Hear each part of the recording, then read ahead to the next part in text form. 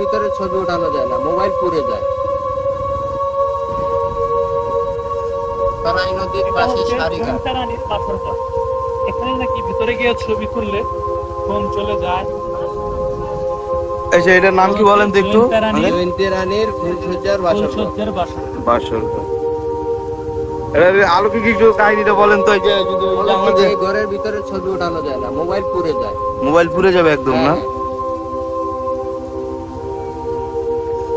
এই জায়গার নাম কি মামা? এই জায়গার নাম হলো সারিঘাট। সারিঘাট, সরাই নদীর পাশে সারিঘাট।